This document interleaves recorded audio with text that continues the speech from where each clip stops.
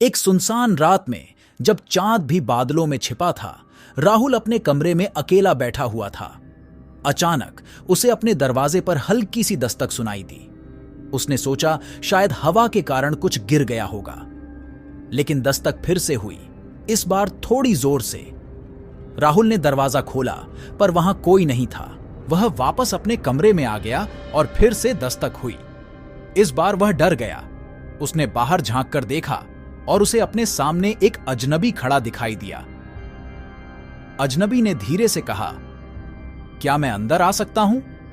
राहुल ने घबराहट में सिर हिला दिया। जैसे ही अजनबी अंदर आया, राहुल को एहसास हुआ कि उसके पास न तो छाया थी और न ही प्रतिबिंब। उसने दरवाजा बंद कर दिया और अजनबी गायब हो गया। राहुल ने राहत की सांस ली, लेकिन तभी उसे अपने कंधे पर एक हाथ महसूस हुआ। वह पलटा और उसकी नजरें उसी अजनबी से मिलीं जो अब उसके सामने खड़ा था। अजनबी की आंखें गहरी लाल थीं और उसकी मुस्कान में कुछ अजीब सा था। राहुल की सांसें तेज हो गईं और उसका दिल जोर से धड़कने लगा। तुम कौन हो? राहुल ने पूछा, अपनी आवाज में डर को छिपाने की कोशिश करते हुए। मैं वही हूं जिसका तुम इंतजार कर रहे थे, अजनबी ने जवाब दिया। उसकी आवाज में एक गहराई थी जो राहुल की रूह तक को छू गई। हेलो फ्रेंड्स, मेरे चैनल में आपका स्वागत है। यदि आपको मेरे वीडियो पसंद आते हैं और आप इसे और अधिक देखना चाहते हैं तो प्लीज लाइक और सब्सक्राइब बटन दबाएं और मेरे चैनल को सब्सक्राइब करें। यह वास्तव में मुझे आगे बढ़ने और आप जैसे और अधिक प्यारे लोगों तक पहुंचने में मदद करेगा। और हाँ, नोटिफिकेशन बेल ऑन करना न भूलें ताकि आप कभी भी मेरा कोई अपडेट न चूके। Thank you. अब चलिए कहानी को आगे बढ़ाते हैं। राहुल ने चारों ओर देखा, लेकिन उसे कोई रास्ता नहीं दिखा। वह फंस चुका था।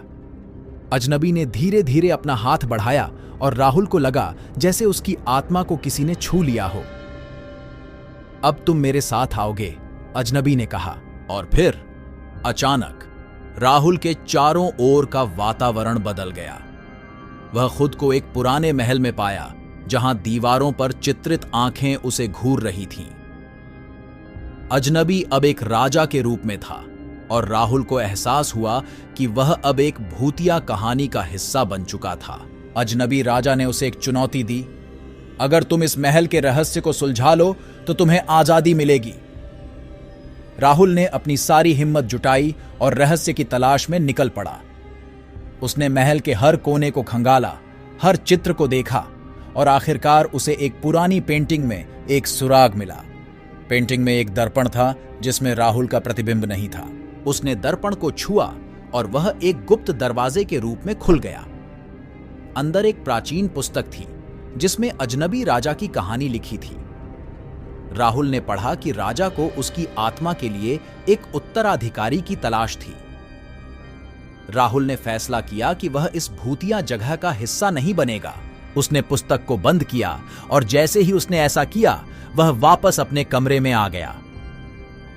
अजनबी गायब हो चुका था और राहुल ने एक बार फिर से राहत की सांस ली। लेकिन अब उसे पता था कि वह अकेला नहीं था और वह कभी भी अकेला नहीं होगा।